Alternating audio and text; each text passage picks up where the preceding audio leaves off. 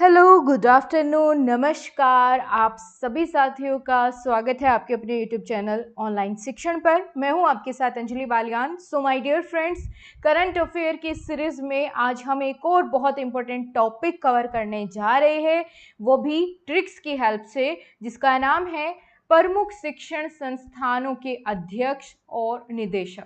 ठीक है, तो जितने भी भारत के शिक्षण संस्थान हैं, जैसे कि यूजीसी हो गया, एनसीईआरटी, सीबीएसई, दिल्ली यूनिवर्सिटी, इन सब के अध्यक्ष कौन कौन है ये एग्जाम में बिल्कुल आ जाते हैं। तो इसको हम आज ट्रिक से कवर करने जा रहे हैं। आज हमारी क्लास नंबर 6 है। आपकी स्पीडी की सबसे अपडेटेड मैगजीन को मैं कवर करा रही हूँ। जैसे जैसे लेटेस्ट वर्जन आता रहेगा मैं उसी को अपडेटेड करती हुई चलूंगी। तो चलिए शुरू करते हैं अपनी आज की शानदार क्लास को। हैव ए लुक, ये आपका टॉपिक है शिक्षण एवं अकादमिक संस्थानों के प्रमुख। पहला क्वेश्चन है बहुत इंपॉर्टेंट।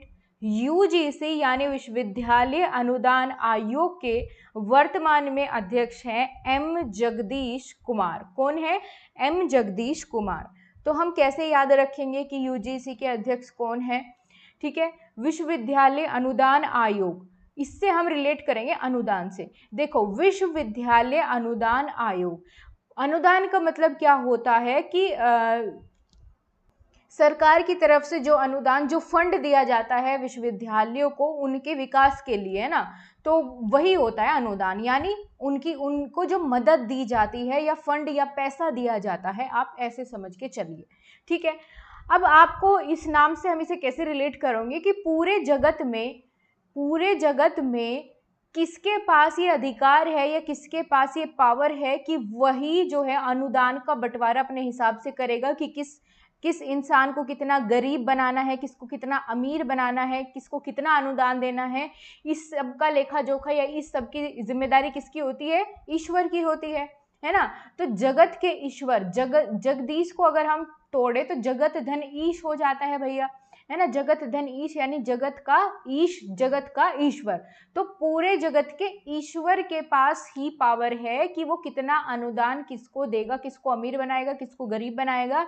ये किसके पास है सारी पावर? जगत के ईश के पास है, यानी जगदीश के पास है अनुदान देने की जो पावर है। तो विश्वविद्यालय अनुदान आयोग, जगदीश कुमार। नेक्स्ट है इग्नू यानी इंदिरा गांधी राष्ट्रीय मुक्त विश्वविद्यालय के कुलपति है प्रोफेसर नागेश्वर राव। प्रोफेसर नागेश्वर राव। देखो, यहाँ नागेश्वर को आप डिनोट करो नाग से, है ना, नाग। तो इंदिरा गांधी जिस समय पर प्रधानमंत्री थी, उन्होंने क्या किया? उन्होंने देखा कि भैया ज्यादातर लोग क्या कर रहे हैं, जितने भी नाग है, सांप है, उनको ना सब पकड़ के उनका जहर निकाल लेते हैं, जिससे कि हमारा जो पारिस्थितिकी तंत्र है उस पर बहुत नेगेटिव प्रभाव पड़ता है। ठीक है, तो इंदिरा गांधी जी ने क्या कहा कि सभी नागों को मुक्त कर दिया जाए, राष्ट्र के सभी नागों को मुक्त कर दिया जाए। तो इंदिरा गांधी राष्ट्रीय मुक्त विश्वविद्यालय, यानी इंदिरा गांधी ने क्या कहा कि राष्ट्र के सभी नागों को मुक्त कर दो, कोई भी उन्हें पकड़ के नहीं रखेगा। तो इसीलिए इनको नागेश्वर कहा गया, नागों के ईश्वर कहा गया, क्योंकि इन्होंने नाग बचाने के लिए काम किया था। हालांकि ऐसा कुछ नहीं किया, ये सिर्फ रिलेट करवाने के लिए है कि मुक्त किसको करना है? नाग को करना है ना। पूरे राष्ट्र में मुक्त करने की बात कही गई, किसके लिए? नाग के लिए। तो राष्ट्रीय मुक्त विश्वविद्यालय हो जाएगा Nageshwar Rao. I hope relate हुआ होगा बहुत अच्छे से। नेक्स्ट है आपका ड्यू यानी दिल्ली यूनिवर्सिटी के वर्तमान में कुलपति कौन है? इनका नाम है योगेश सिंह। कौन हो जाएंगे? योगेश सिंह हो जाएंगे। देखो, दिल्ली में आप सभी जानते हैं सबसे ज्यादा पॉल्यूशन दिल्ली में ही देखने को मिलता है, और दिल्ली की जितनी भी यूनिवर्सिटीज़ है, इन सभी ने एक प्रोग्राम चलाया कि हम अपनी यूनिवर्सिटी में अब से योगा कराएंगे।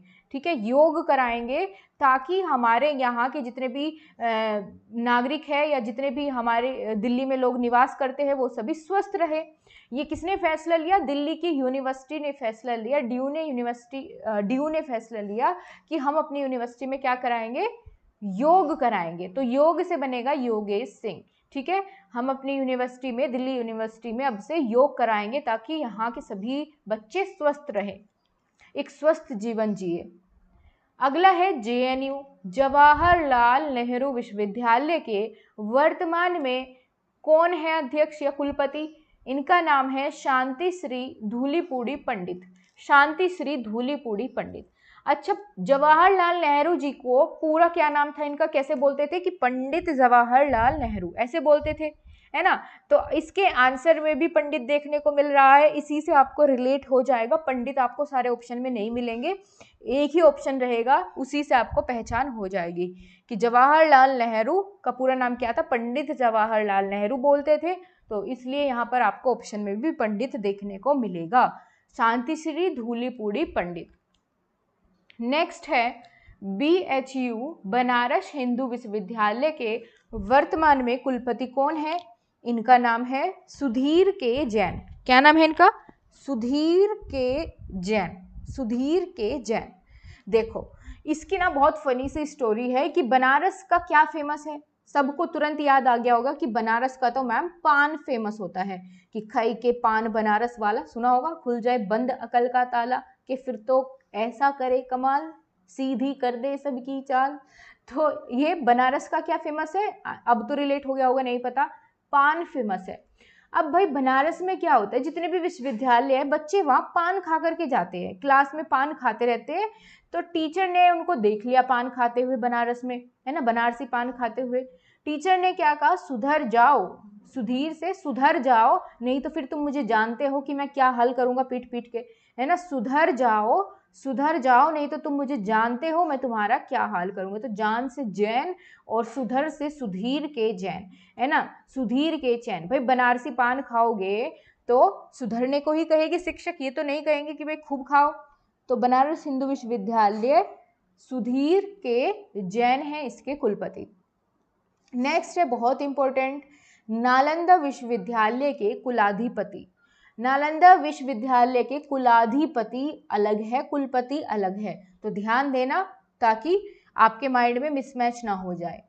तो कुलाधिपति कौन है? अरविंद पनगड़िया, अरविंद पनगड़िया। जब नालंदा विश्वविद्यालय के कुलाधिपति विश्वविद्यालय में प्रवेश करते हैं तो वे किस में बैठ के आते हैं? अपनी पनगड़िया में बैठ के, गाड़िया में बैठ के आते हैं, है ना, गाड़ियों में बैठ करके आते हैं। नालंदा विश्वविद्यालय के कुलाधिपति किस में बैठ के आते हैं? गाड़ियों में बैठ के आते हैं, ठीक है। तो पनगड़िया, गड़िया से गाड़िया से आपको पनगड़िया आराम से याद हो जाएगा। नेक्स्ट है नालंदा विश्वविद्यालय के कुलपति। अब कुलपति कौन है? अभय कुमार सिंह। नालंदा विश्वविद्यालय का इतिहास बहुत पुराना है, बहुत पहले से, या शुरुआत में आप कहे अगर कोई विश्वविद्यालय बने थे, नालंदा, तक्षशिला, यही 2-3 थे, ठीक है, जो बहुत फेमस थे। दूर दूर से लोग अंग्रेजों के समय में भी यहाँ पढ़ने के लिए आते थे। तो आप सभी जानते हैं कि नालंदा विश्वविद्यालय को नष्ट करने की कितनी बार कोशिश करी अंग्रेजों ने। तो वहां पर आप ही बताओ कौन पढ़ाना पसंद करेगा नालंदा विश्वविद्यालय में, जब अंग्रेजों का डर था कि भाई परेशान करेंगे, मार देंगे, है ना, भगा देंगे, तो वही पढ़ाएगा। नालंदा विश्वविद्यालय का कुलपति उस समय उसी को बनाया गया होगा जो कि जिसके अंदर भय ना हो, अंग्रेजों का भय ना हो, है ना, जिसके अंदर भय ना हो, यानी वो अभय हो, उसी को तो नालंदा विश्वविद्यालय का कुलपति बनाएंगे। अब भाई अंग्रेजों के नाम से पहले ही भाग जाए विश्वविद्यालय को छोड़कर, ऐसा कुलपति तो बनाने से रहे। जिसके अंदर बिल्कुल भी भय ना हो, वो अभय हो, ऐसा कुलपति चुना जाता था नालंदा विश्वविद्यालय के लिए। तो अभय कुमार सिंह हो जाएंगे वर्तमान में कुलपति। नेक्स्ट है गति शक्ति विश्वविद्यालय के कुलाधिपति। गति शक्ति विश्वविद्यालय के कुलाधिपति वर्तमान में है अश्विनी वैष्णव। अश्विनी वैष्णव, अश्विनी वैष्णव कैसे याद रखें? अच्छा, आप जानते होंगे वैष्णव किसको कहा जाता है? जो भगवान विष्णु को अपना आराध्य देवता मानते हैं उनको वैष्णव कहते हैं, है ना। वैष्णव किसे कहते हैं? जो भगवान विष्णु को ज्यादा मानते हैं, तो उनको वैष्णव कहते हैं। तो देखो, जो भगवान विष्णु को मानेंगे, वैष्णव होंगे, तो अगर हम किसी भी देवता को मानते हैं तो हमारे अंदर एक गति, हमारा शरीर ना बहुत गतिशील हो जाता है ना। ऐसा लगता है कि बहुत शक्ति आ गई है हमारे शरीर में। जब हम किसी देव की, अपने इष्ट देव की पूजा आराधना करते हैं तो कैसा लगता है कि हमारा शरीर जो है बहुत गतिशील हो गया है और बहुत शक्ति आ गई है है ना। तो गति शक्ति कैसे मिलेगी, जब हम विष्णु भगवान की पूजा करेंगे, यानी वैष्णव हो गए। वैष्णव किसे कहते हैं, विष्णु भगवान को मानने वाले को। तो अगर हम वैष्णव होंगे यानी विष्णु भगवान को मानेंगे तो हम बहुत ही गतिशील और शक्तिवान महसूस करेंगे। तो गति शक्ति विश्वविद्यालय अश्विनी वैष्णव हो जाएगा। आगे बात करते हैं NCERT, बहुत इंपॉर्टेंट है एग्जाम के पॉइंट ऑफ व्यू से। राष्ट्रीय शैक्षिक अनुसंधान परिषद प्रशिक्षण परिषद के निदेशक है दिनेश प्रसाद सकलानी। क्या नाम है इनका पूरा, दिनेश प्रसाद सकलानी। देखो, जब भी कोई बच्चा किसी बुक को पढ़ने के लिए जाता है और ये चीज़ सोचता है कि मुझे कौन सी ऑथर की बुक पढ़नी चाहिए, सबसे ज़्यादा ऑथेंटिक बुक कौन सी है, तो ऑथेंटिक बुक नाम लेते ही सबका शक दूर हो जाता है ना। सबका शक दूर हो जाता है। वैसे तो अलग तरीके से लिखा जाएगा, लेकिन इससे रिलेट करने के लिए हम ऐसे करेंगे। उनके मन में एक बार भी शक नहीं आता, जब वो NCERT की बुक खरीदने जाते हैं तो सबका शक दूर हो जाता है ना। कि सबको पता है सबसे ऑथेंटिक सोर्स माना जाता है NCERT की बुक, है ना। तो शक लाने की ज़रूरत ही नहीं है, अपने मन में शक लाने की ज़रूरत ही नहीं है कि कौन सी सबसे ऑथेंटिक बुक है, हमें पता है NCERT है। ठीक है, शक लाने की बिल्कुल ज़रूरत नहीं है, NCERT सबसे ऑथेंटिक सोर्स है। तो NCERT के निदेशक कौन हो जाएंगे, दिनेश प्रसाद सकलानी। ठीक है, दिनेश प्रसाद सकलानी। आगे बढ़ो, CBSE के अध्यक्ष कौन है, केंद्रीय माध्यमिक शिक्षा बोर्ड के वर्तमान में अध्यक्ष है राहुल सिंह। ये अपडेटेड है, यानी कि हाल ही में चेंज हुए हैं, इसलिए बहुत इंपॉर्टेंट हो जाते हैं।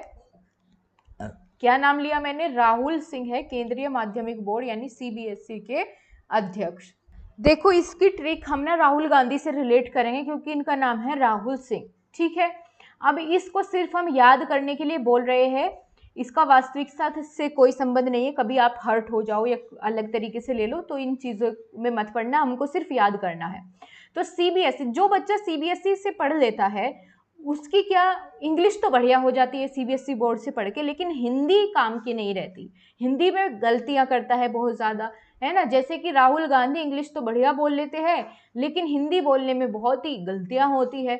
तो ऐसे ही CBSE बोर्ड में पढ़ के सभी बच्चे कैसे हो जाते हैं, राहुल गांधी के जैसे हो जाते हैं कि भैया इंग्लिश तो बढ़िया बोलेंगे और हिंदी में करेंगे सबसे ज़्यादा गलतियाँ। तो CBSE बोर्ड राहुल से आप रिलेट कर सकते हैं कि CBSE बोर्ड में पढ़ के अपने आप को राहुल समझने लगते हैं, राहुल गांधी समझने लगते हैं, है ना। तो राहुल सिंह।